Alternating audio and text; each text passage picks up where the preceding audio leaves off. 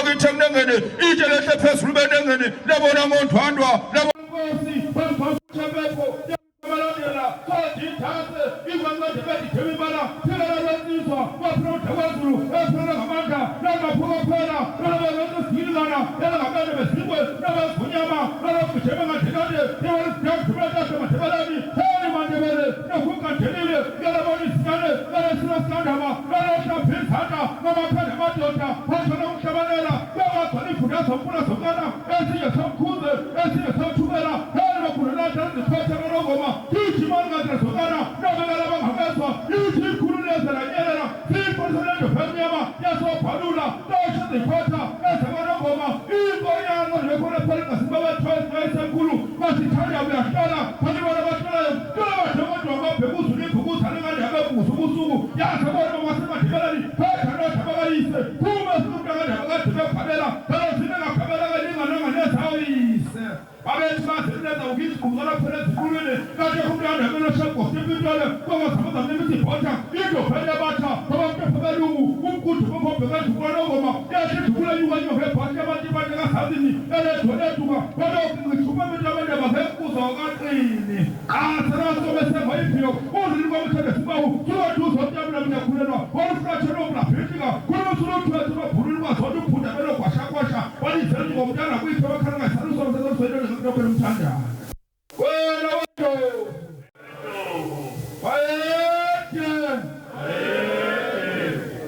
sikhuleke kwingonyama yamaZulu ihamba noNdlunkulu siphinde futhi sibingelele ku-MEC uMthombeni u-MEC waka-Transport aphinde futhi abe uleader of government business sibingelele kuyinkosi uShinga uchairperson yendlu yobukhosi kwaZulu Natal nesekela inkosi uSithole sibingelele kwinkosi yasekhaya inkosi uMazibuko aphinde futhi abe usihlalo khona lawa amakhosi emzinyathi sibingelele nje wonke amakhosi akhona abantwana baseNdlunkulu namabutho wonke kaZulu esiwabonayo executive yonke yakasandra nama-official simbonile futhi ke nosokontract nababutho onke nemedia nabantwana baseNdlunkulu nabafundisi besicela nje ukuthi ibutho lonke lingathi nje khonzololo kudala kusile sizokwazi ukulalela kahle izinkulumo ngaphandle nje kokuchitha ke isikhathi sizoqhubeka neprogram yethu engeke ibe yinde sibonge nje kakhulu ubuningi benu kodwa nje nalokuthi mhlawumbe siqale ngesikhathi esesithe ukuthi kancane ukudliwa yinja ngicela ukuthi ke nishayele izandla nazi labahle enkuthu sanibonani phambili ngetuthuko phambili sibonga kakhulu igama lami ngusponsor ngabambele ngu-HOD ka-Department of Transport i-item elandelayo ukuthi ke sisukume nje sonke sizocula iculo lesizwe masicula ke iculo lesizwe simanje sonke ukuthi abesilisa abathwele igqoko bazikhiphe singabambi inhliziyo ukuze sikwazi ukuthi sicule ngenkulu inhlonipho sizocula ke inkosi sikelela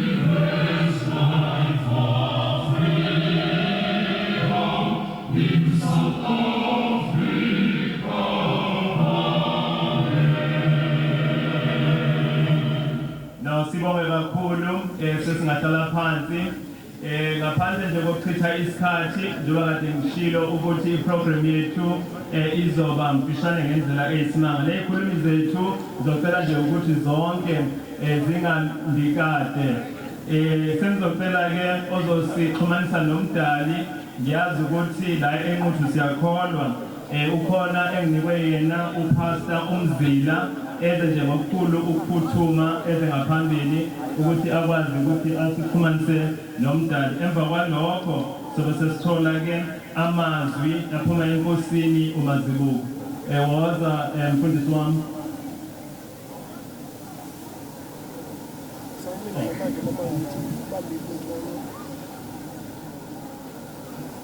Thank you so much, Program Director. Singelele Ubayede, the King.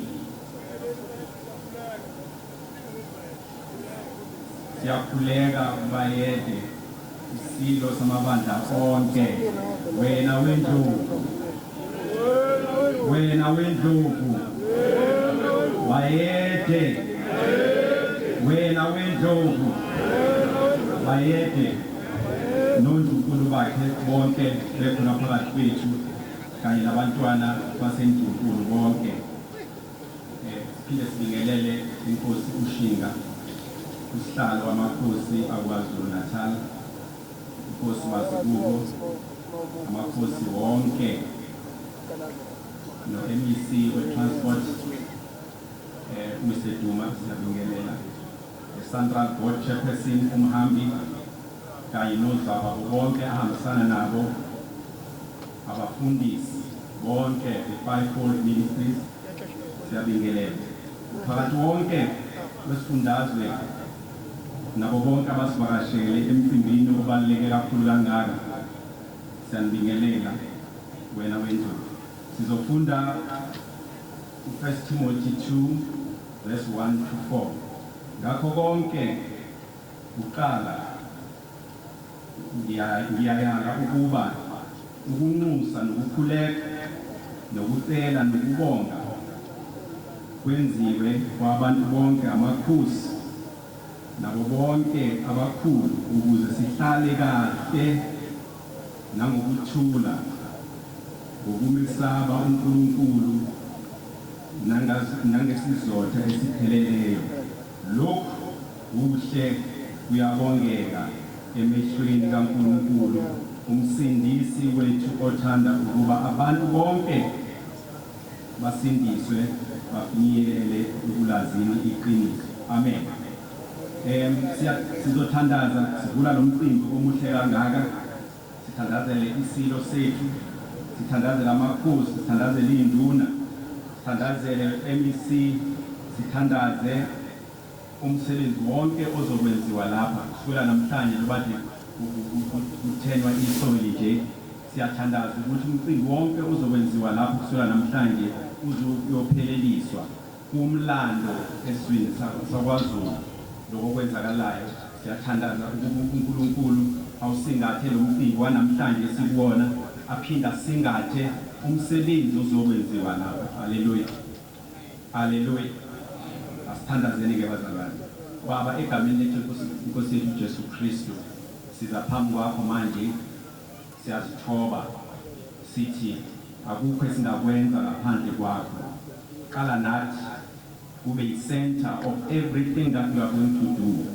today and henceforth siyabonga baba ukuthi ulenzile lolu suku aliqophe emaphakadeni kumlando wesizwe and siyazi ukuthi even nomsebenzi ozokwenziwa la iproject izohamba kahle siyathandaza ukuthi kube khona ukuthula siyathandaza kube khona ukubambisana siyathandaza kube khona ukusebenzisana lokhu kuhle phambi kwamehlo kaNkulunkulu siyabonga uNkulunkulu nomusa egameni lethu Nkosi Jesu Kristu amen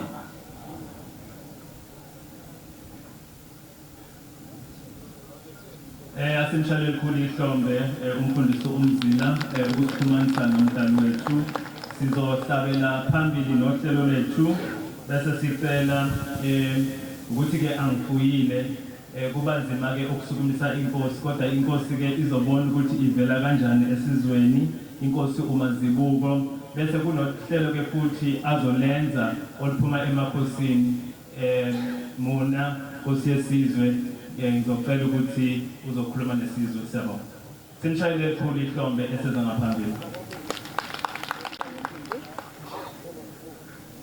Mphathi wohlelo we-SHOD uMbhele ngiyabonga kakhulu unginika leli thuba ngivumeleke Mbhele ngikhuleke esilweni samabala ngonomnyama angikhuleke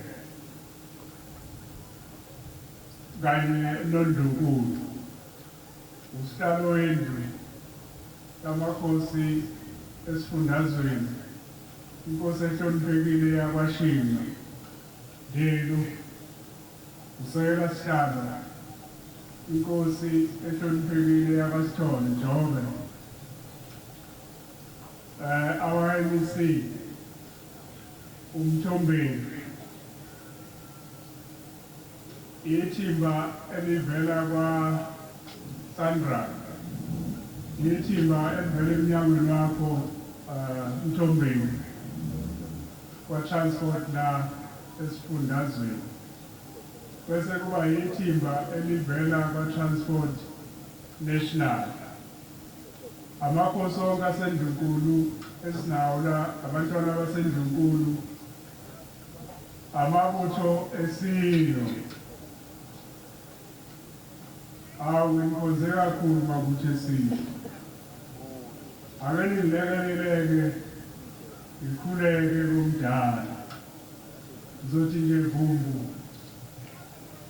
senze lokho bese nihlala phansi futhi ngokusheshsha ngoba ilanga lethu lifishane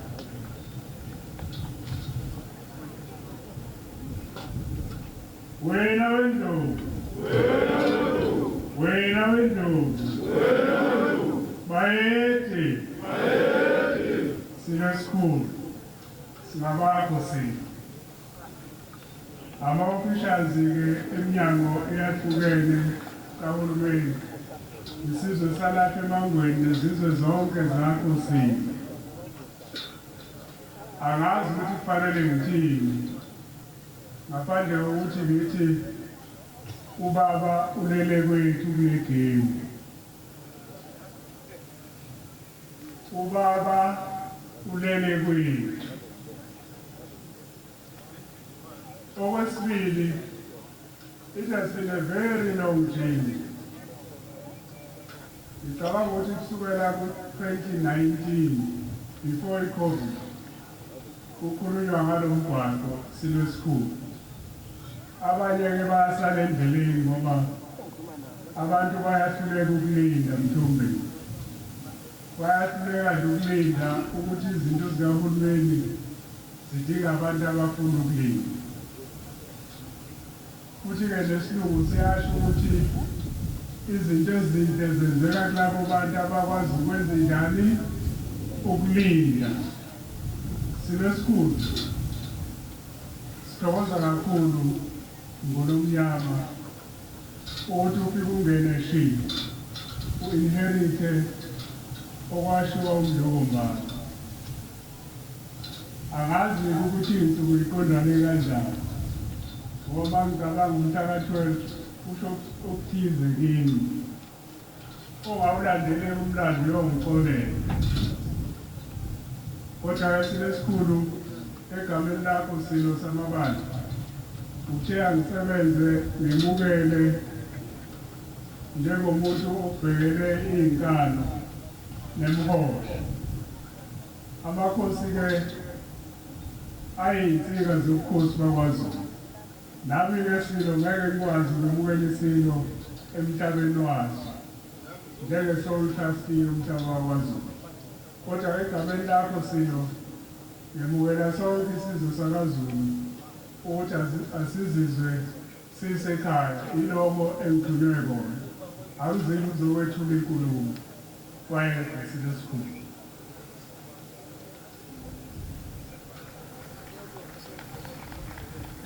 sibonge kakhulu kwinkosi yesizwe ukubonga noma ukwehlisa inkulumo yesizwe amakhosi ke awashayelwa izandla. Into esiyenze njengamaZulu khuleka kusho ukuthi abesilisa abajwayele bazothi nje mazibuko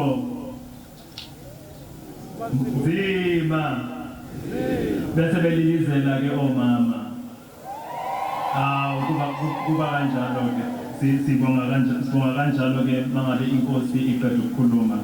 Siqhubeke nohlelo lwethu le project ke njengoba ekayichaza uMthombeni i-project eyenziwa ndawonye uDepartment of Transport noSANRAL.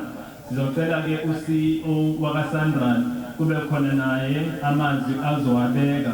uSANRAL ke angithi uhulumeni uyigaba ey'ntathu. Kufike kube khona o-national, kube khona we-province, kube khona o-local.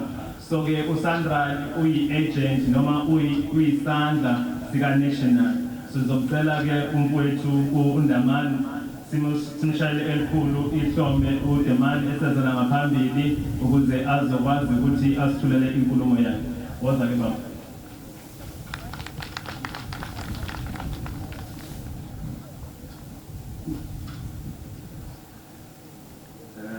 Good afternoon, Program Director.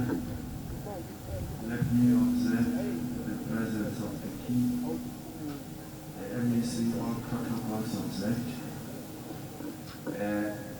Program Director, the board sent me as the CEO and member of the executive so that the community can see if this road is not being built, who is the person they must blame.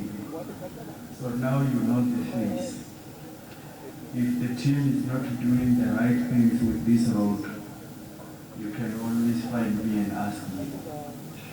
SANRAL is owned by the Department of Transport. It's a state-owned entity. So we are here feeling very proud to be the implementation agent of this project on behalf of SANRAL as well as the KZN Department of Transport.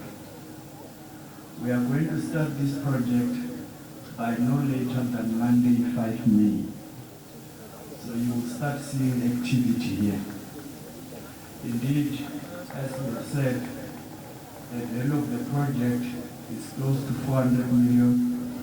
It's funded by the province as well as the national department. So it is a joint venture. We're really looking forward to seeing creation of employment opportunities. We're really looking forward to seeing local SMEs and small businesses getting the opportunity to provide services here. We have also agreed with the contractor. The contractor is a black-owned company, 100% owned by black women. And it is their first project they are doing for SANRAL. So it is also a breakthrough for them. We really welcome that because that's a sign of transformation for our country. To see women also entering the space of construction.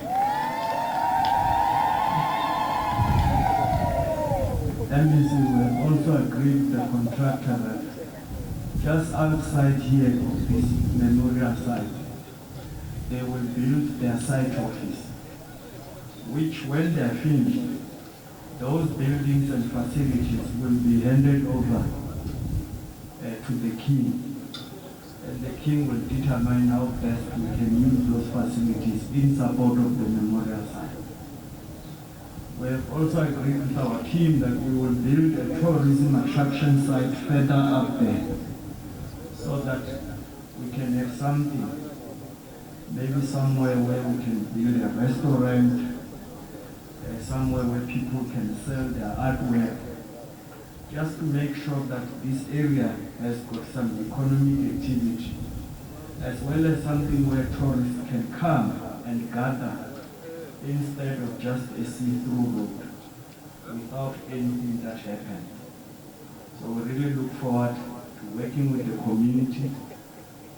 With Baumazbu, I'm told that you have been supporting this project with the late King from 2019. And I'm glad that we are finally here with Usilo turning the project into reality. We thank you. Hayi bathi kancane leli hlombe basemshayele enkulu ihlombe ngoba kakhulu kumfowethu uDemane waka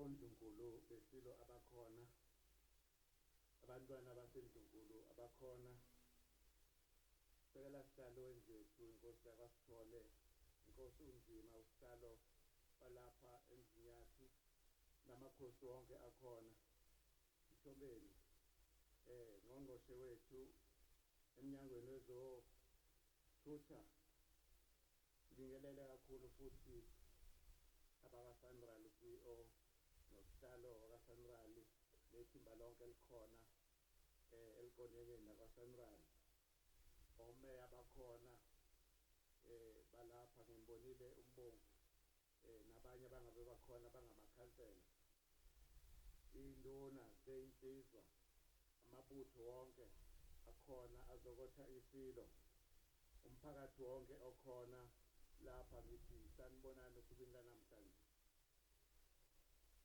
kuyintokozo enkulu kimina yokuthi ngibe ingxenye yale ngophamlando yomcimbi sikuwo namhlanje kakhulukazi njoba uhanjelwe isilo samabandla nomthebe wezwe isizwe samaZulu akujwayelekile ukuthi sibe nomdala kodwa ke uma kukhona umcimbi onjengalona sizizwa nathi sithobekile ukuthi simenywe sizosekela omdala kanye nomphakathi walapha lolu suku lokuzethula ingqalasizinda zemigwaqo kule ndawo yaseMzinyathi kuyisithemba elikhulu kubantu bakulesi sifundazwe sakithi KwaZulu Natal lokuthi noma ngabe izwe lakithi likhungethwe iy'nkinga ey'ningi sizibonayo ukuze lonke kodwa masingabala nje nesimo sezulu esingesihle siyazi abantu bakho kangalezi sebelahlekile abaningi ngenxa yezimo ezenzekayo phakathi kwalesi sifundazwe kodwa sishayela ihlombe elikhulu lokuthi sibone uhulumeni ezofezekisa iphupho likangangezwe lakhe okade khona umhlokombane kanye nendlulamisi kanye namakhosi kanye nomphakathi walapha eSandlwane sishayela elikhulu kwihlombe lokuthi uhulumeni eziqinile ezithembeka ukuthi asondele azokwenza umsebenzi onjengalona njengabaholi bomdabu kungumsebenzi wethu futhi kusenhlizweni zethu ukulwela inhlalakahle yomphakathi yasemakhaya kungakho sijabula kakhulu uma kwenzeka umsebenzi onjengalona futhi siyawahalelisela umphakathi walapha ngoba kusho ukuthi impilo yakule ndawo nabantu balapha seyizoshintsha kakhulu umnotho walapha ukuhamba kwezimpahla ingena noma iphuma nokuhamba kalula kwabantu beya lapho beya khona ukukhula kwezokuvakasha kulondolozeka kwezimoto ngoba iy'moto mazihamba emgaqweni ongakhonkiwe ongakhiwe kahle impilo yazo iba mfishane nabo kosomabhizinisi laba abakuthuthayo nabenza umsebenzi wokuthutha impahla baye bakhathazeke ngalokho sithi-ke siyajabulela ukuthi kuze kwafika lokho ukuthi umgwaqo wakhiwe ngoba kuyokwenza ukuthi iy'mpilo zabo zisho ukuba ngcono ney'nqola zabo zikwazi ukuthi zithathe ibanga elide empilweni lokhu kwezulu omuhle kusho ukuthi kuphelile ukuthi lokhu ubukela phansi abantu bakule ndawo wabehlala endaweni ukuthi malilile izulu kube nodaka ukuthi mabehamba emgaqweni bathelwe izintuli ukuthi make kunjani izingakwazi ukufaka itebulayi elimhlophe ngoba isizongcola lo dadewethu lapha angakwazi ukuhamba kahle emuhle eziphemi yakhe ngoba uthuli luzomthela uma iy'moto seziphambana lapha emgaqweni sithi-ke lokhu kusho ukuthi iminyango wezokuthutha nabo bonke abazobe benza lo msebenzi ngizobuyisa isithunzi sethu ngizobuyisa isithunzi somuntu omnyama walapha ukuze akwazi ukuthi ahlonipheke siyafisa ukuthi-ke lokhu okwenzeka lapha kusabalale yonke indawo yesifundazwe sakho izwe lakho bayede kwazi ukwenzeka yonke indawo isithunzi sabantu sibuye sibe khona bangabi khona abantu abazozizwa bengajabuleli ukuhlala ey'ndaweni zasemakhaya bajabulela ukuya edolobheni ngoba edolobheni bethola ukuthi becabanga ukuthi lapho kungcono khona akube imigwaqo ilungiseke ey'ndaweni zasemakhaya ngoba iyona esikholela ukuthi iletha intuthuko iletha lonke ushintsho ongase ulicabange iyona nhliziyo yentuthuko ukwakhiwa kwemigwaqo ey'ndaweni zasemakhaya kuyizona ebezisalele kakhulu esikhathini esingaphambili siyojabula kakhulu-ke sesihlela ngezansi ukuthi umnyango wezokuthutha osonkontilaka amabhizinisi akhona endaweni umphakathi wakhona kube nokubambisana okuhle kakhulu ekutheni lo msebenzi siwubona uphathwa ngobunono wenzeka ngendlela efanele futhi uhlomulisa bonke labo kufanele bahlomule ngaphandle kwey'nkinga eziyoba khona kube nokuthula nje sihloniphe omdala oze wazosethulela noma wazohlaba isoyi kulo mcimbi omuhle kangaka bayede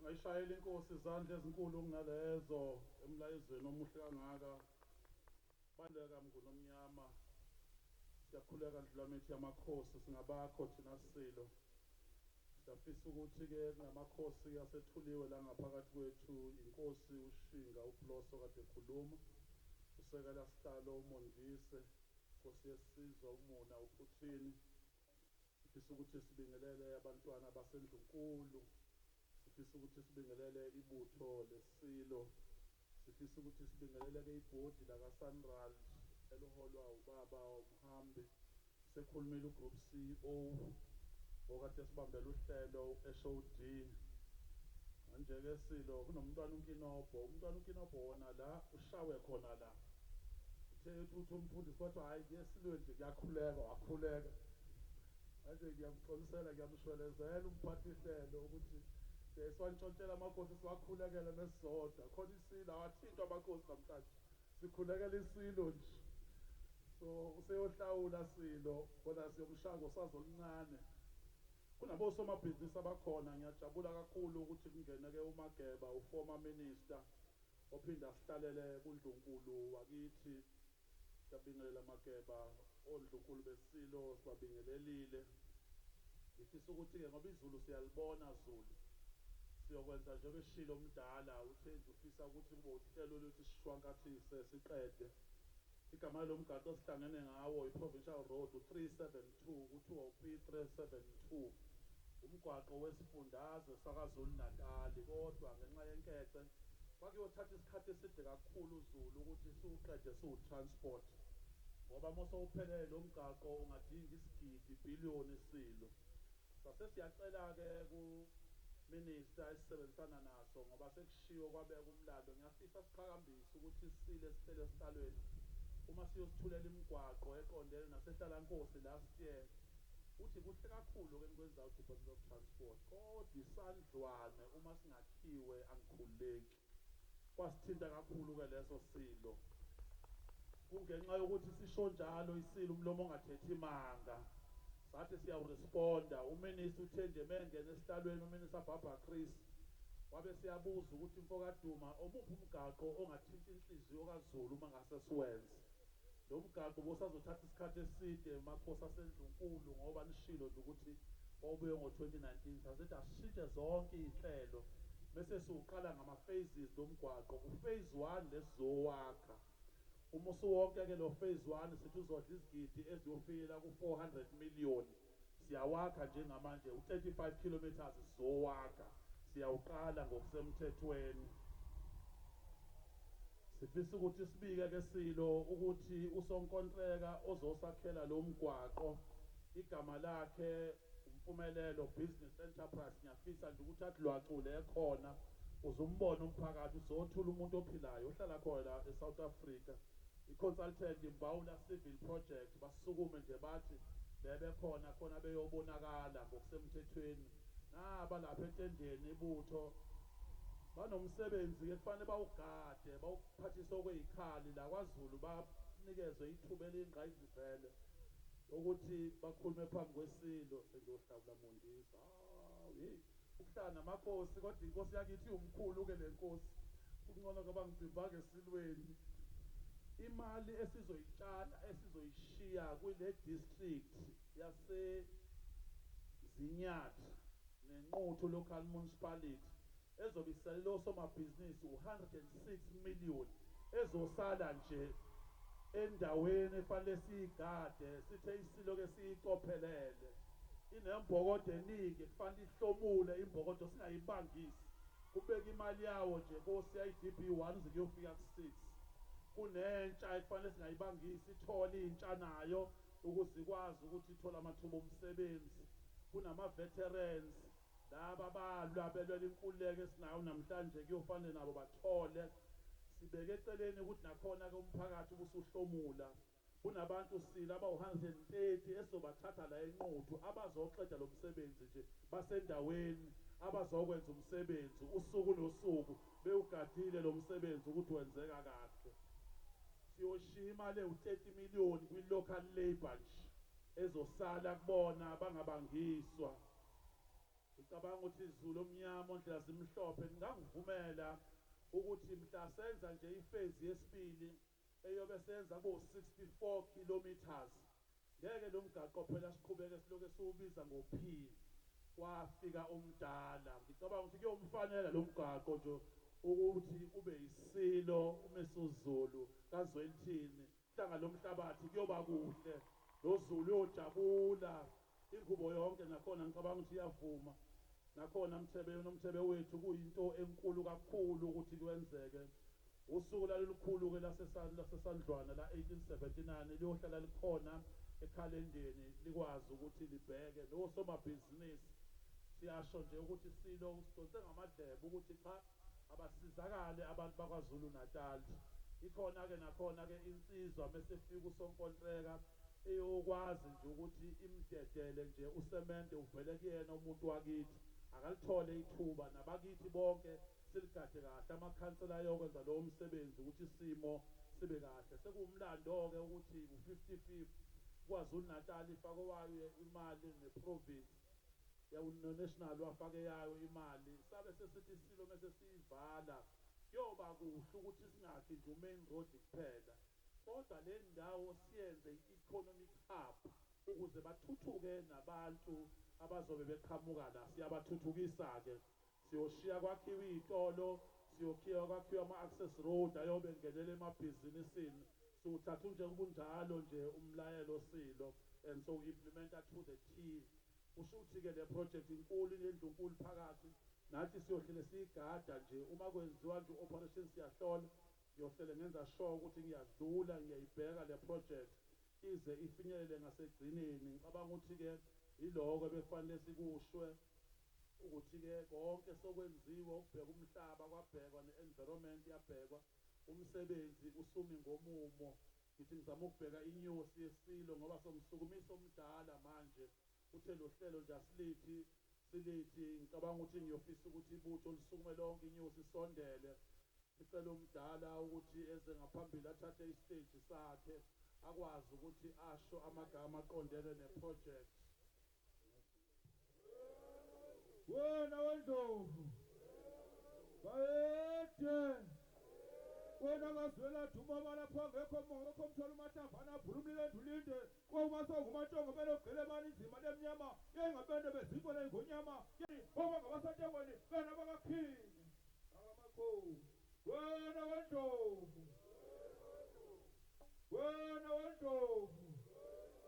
bayethe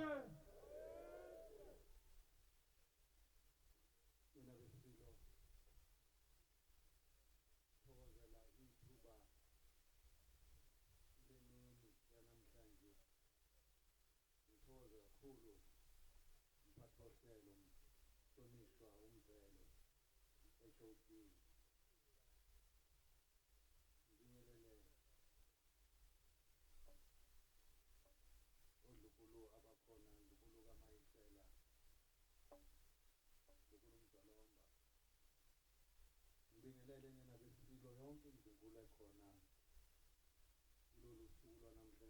ngiyaphelezela izukulu engobaba omkhulu bami o-anti bami abakhona abafowethu nodadewethu nezukulu yonke egane obaba ngiyabusilo ngiyathokoza ukuba khona kulo msebenzi wesizwe obaluleke kangaka. Ngibingelela kakhulu ungqongqoshe umnumzane uNithi uDuma.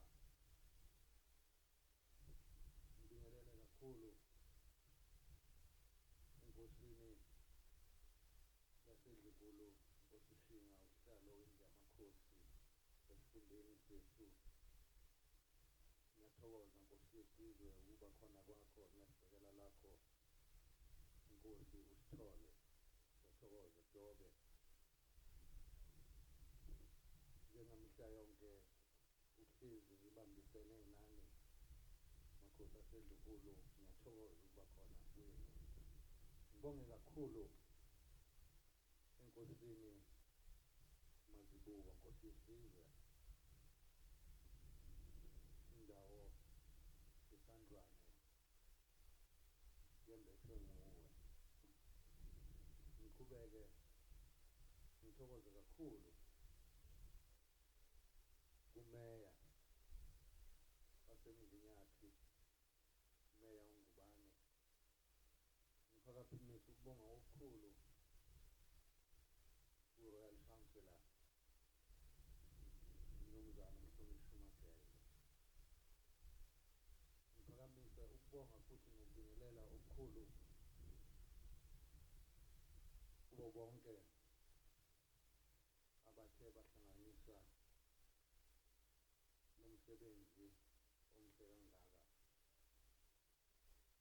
Ngibingelela kakhulu kuzo zonke izinduna ezikhona, kuwo onke amakhansela, izinduna zezigodi, izinduna zamabutho. Ngibingelele kakhulu ebuthweni lesihlalo, buthweni likaZulu Mavikela sihlalo. Ngiyabingelela nabesilo.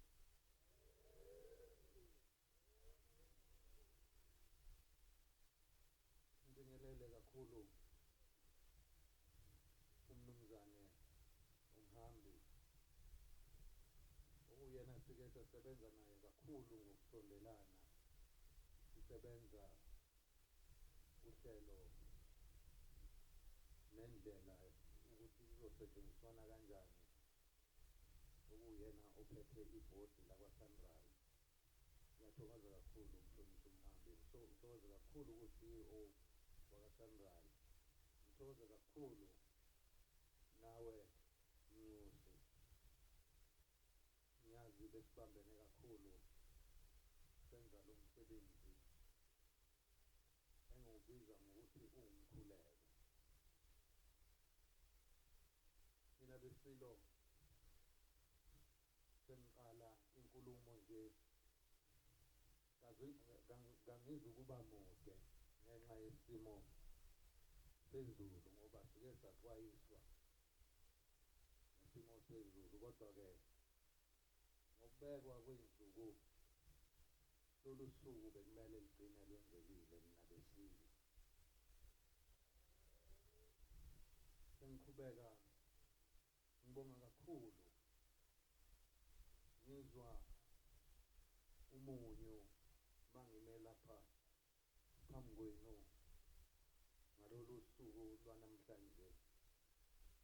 Sonke sizokhumbula ukuthi ingonyama ebuzile ihambe ngazo lezi nsuku kule minyaka emine eyedlule, kanye nendlovukazi engizalayo nayo ngokulandelana eduze yahamba ngayo le nyanga. Ngalokhu kuyangithokozisa kakhulu futhi kuyangikhanyisela ngokusobala ukuthi usuku lwanamhlanje lusuku olungcwele endaweni engcwele. Sengiqhubeka mina besilo nomsebenzi niwazi ukusuka phansi, ukusebenzisana eduze nokubambisana eduze nomdlokombane. Ngaba nenhlanhla yokuthi ngibe ngomunye wamadodana ngobudala bami ukuthi ngisebenzisane eduze nesilo esibuzile. Ngithi kubafowethu ngingabana nje sibe babili esasisebenza ngokubambisana eduze nomdlokombane ngalo msebenzi. Ngizoqala ngami ngilandele ngomntwana ubuza bazi nomntwana usime ngaye. Ingonyama ibona abatwana eyasibeka umkhakha eyahlukene ukuba senze lo msebenzi, futhi indlela eyawumisa ngayo lo msebenzi kwakungathi ilanga liyazi ukuthi ngelinye ilanga liyawusithela, sisale thina siqhubeke nalowo msebenzi.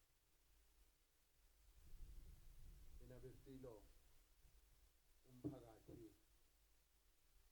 walapha eSandral endaweni engcwele igugu likaZulu. Ngiyathokoza kakhulu uSandral kanye no-Department of Transport wakwaZulu Natal ongaphansi kukaDuma Hlonishwa kanye neNgonyama Trust mina besilo ukuthi zonke zizawubophana zisebenzisane indlela ngokubambisana eyaphambili. Ngalokhu ngiyafisa ukuba ngininikeze ithemba Ndlu Omnyama namhlanje ukuthi sivumelwane ngalomgwaqo leminye esazolandela kulesi sifunda ezindaweni ezifana neNgonyama Trust ukwenzela intuthuko yesifunda sakithi, ukuthi siyobambisana yomthathu lemkhakha okuyingonyama Trust, iSandral no-Department of Transport kwaZulu Natal. Kubalulekile bakwethu lobu budlelwane ngoba ngokwendawo ngokomhlabathi ingonyama Trust iyangenelela, ngokwesifunda iyangenelela i-Department of Transport, ngokwe-national uSandral uyakwazi ukuthi sibambisane naye. Lokhu kusinikeza ithemba elikhulu ngokwazi ukuthi lo msebenzi ubanjwe kusukela phezulu kuze kuyofika phansi emakhosini. Ngiyathokoza ukuba ngibike kimina namhlanje ukuthi ngizobe ngikhona igxathu negxathu lalo msebenzi.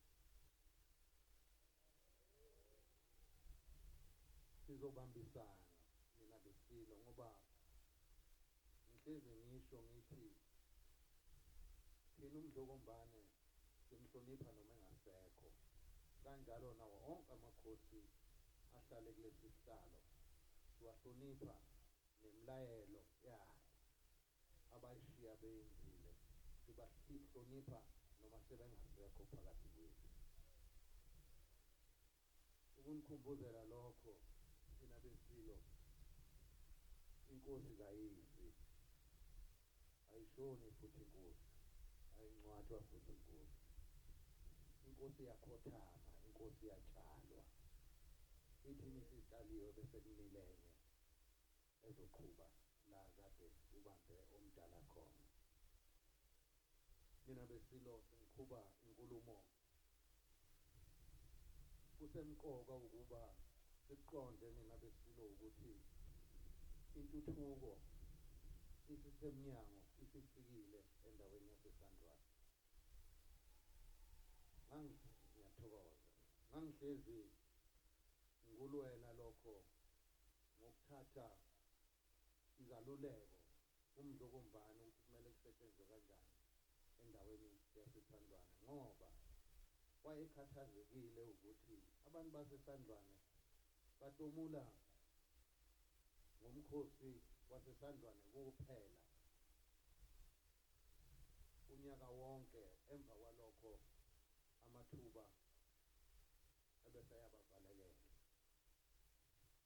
lokhu kwakhiwa lokho kwalomgwaqo uzoqeda konke lokho kuzovuleka amathuba emisebenzi osomabhizinisi bazokwazi ukukhangisa nemisebenzi yabo le ndawo izokwazi ukuthi kwakhiwa amahhotela kwakhiwa amagaraji ithuthuke ukuze abantu bakhona bathuthuke ngoba kuyihlazo zolomnyama ukuthi indawo ebaluleke kangaka nenomlando omkhulu kangaka neyaziwa umhlaba wonke jikelele kangaka ukuthi lesimo ekuso namhlanje emva kweminyaka eyikhulu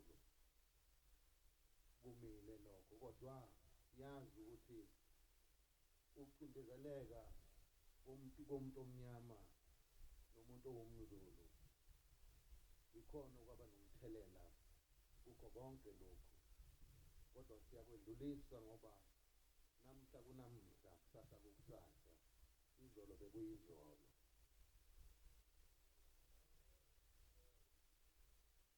mina besilo kunabantu esithi uma sisebenza ey'ndaweni esithi sisebenza kuzo kungasibona njalo abantu bendawo befike bezofuna umsebenzi ngenkani angibazi igama lamagama abo kodwa sazi ukuthi bayi-construction mafia leso simo leyo kasedingile kule project le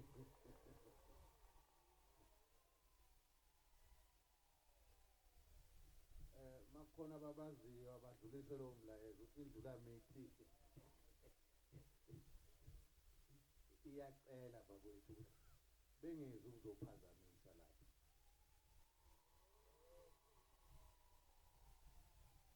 ngifisa ukuba nginazise mina besilo ukuba ngoba ngisho nje ukuthi lo msebenzi sawuqala nomdlokombani lokho ngawugada lo msebenzi kusukela ngalelo langa kuze kube namhlanje ngiyawulandela ila esikhona nje namhlanje kade ngiwulandela ngoba kunezinye izinto futhi zomphakathi obonayo ukuthi amankentshane emaningi asefuna lezi zinto angeke beyithole ngoba zizobe zihlezi kimi mina ngiyazi ukuthi ngizoyinika bani kulo mphakathi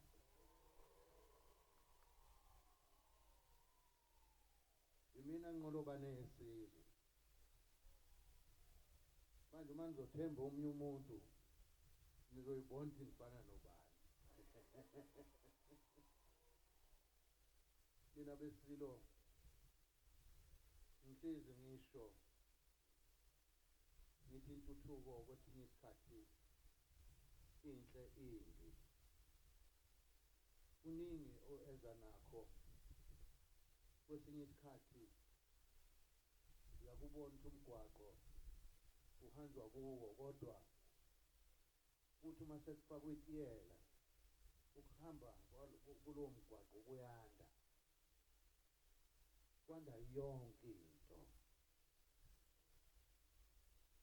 angithi sekuyahambeka nezigebengu ziyawusebenzisa lo mgwaqo ngosoma sonke siyawusebenzisa lo mgwaqo mina besilo sizawukhuleka nentuthuko ezolethwa yilo mgwaqo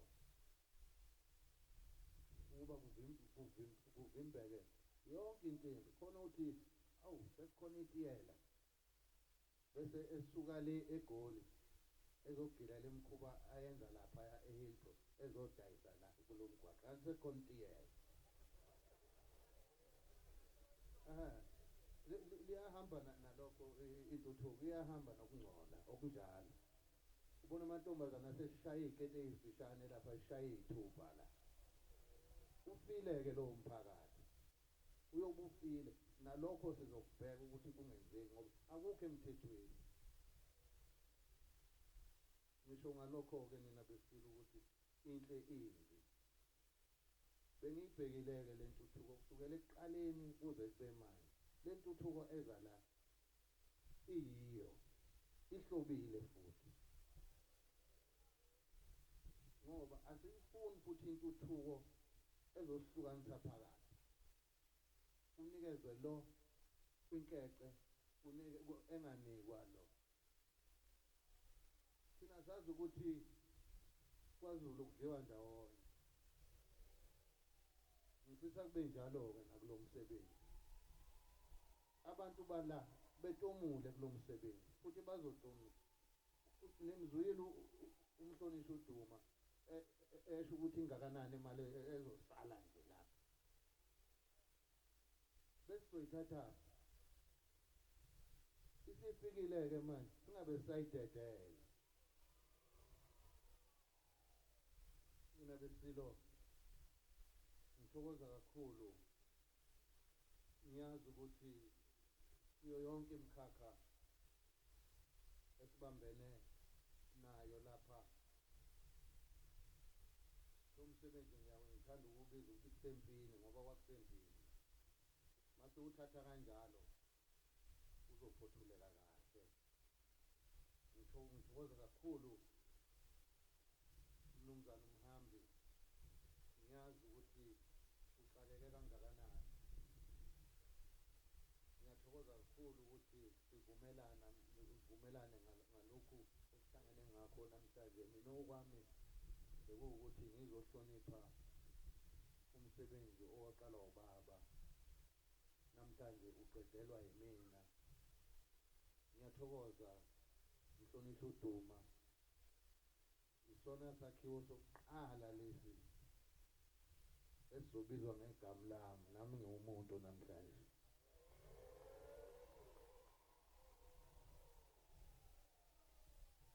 Ngiyathokoza kusho kukhulu lokhu kimi. Ngiyathembisa njengoba bengisho nina besilo isimo sezulu.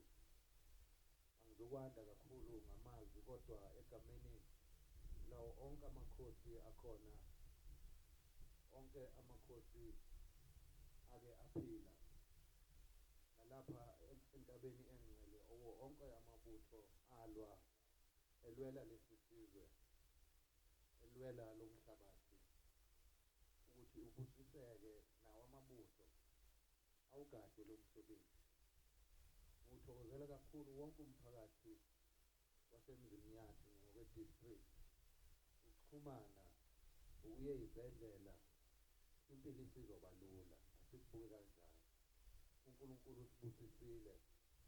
Isibusiso uNkulunkulu athe wasihlisela kulesi sizwe ngokubambisana nami siyasemukela. Sisemukela ngezandla zombili. Ngiyathokoza kakhulu Former Minister umntwana uLindiwe ukuthi ukhona kanye naye ukhona kanye nathi. Siyathokoza Mageba sihlezi sibambisene nawe ngesilo. Ngiyathokoza mina besilo. Akuthi noma senibuyele emakhaya namhlanje mhlawumbe nezulu liyobe seliqalile lenza lokho kodwa uNkulunkulu engathi ngaba nani nifike niphephile emakhaya. Nakusasa izulu malilihle ngibhekile mina besilo ukuthi nize emkhosini wamagama ozobe usemashobeni kusasa ngesabatha. Ngiyathokoza mina besilo. Inkosi enibusise.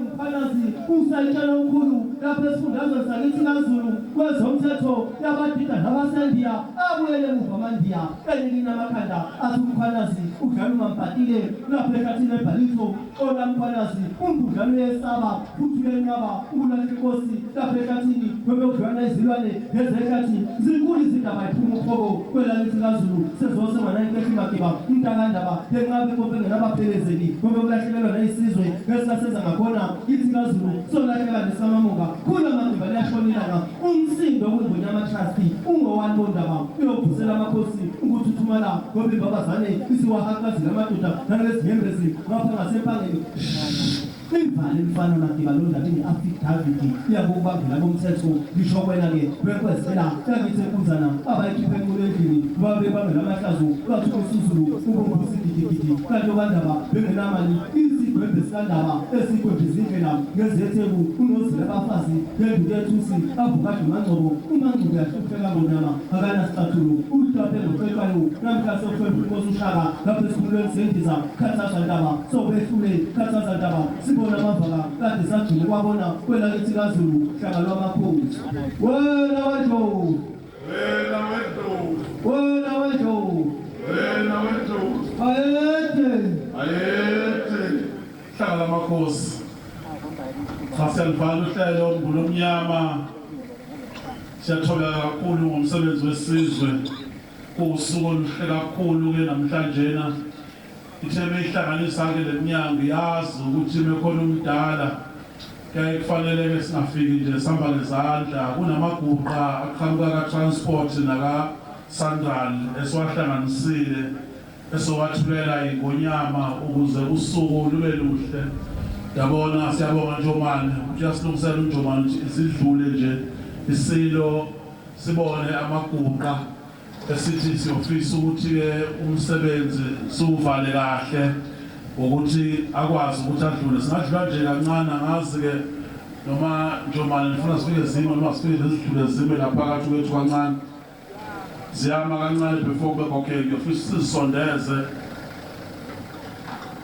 kulomnyama ezesilo ziqondele silo-ke zonke ukuzohlanganisa inamba iqonde kahle eMageba ngenzela ukuthi abantwana bayayibuza bantwana ikahle nje inamba siyihlanganisile sile sikhulu sesafunda kanzima ufunda ngoswazi eNdlunkulu uthi uzokwenza into enhle khona ufike uhlawule njengoba nje nomphembe sezohlawula. Ngiyafisa ukuthi estage kunensizwa semandaba ethu ukhuzana izokwehlisa amazwi silo kodwa sonikeza umntwana unathi azobonga amagubha esilo egijima uPasemandaba ezongena lapha estage ngoba izulu liveza ukuthi kungenzeka kuhanjwe singasekho kahle isimo so siyalimusa nje ukuthi soyivala kanjalo asondela ukhuzana estage so that ezophetha umntwana abe performa ngabashobile lapha. Sabonga mhlonishwa asithokozele amagubha ethulwe esilweni wena wendlovu bayethe so cela la magubha ukuthi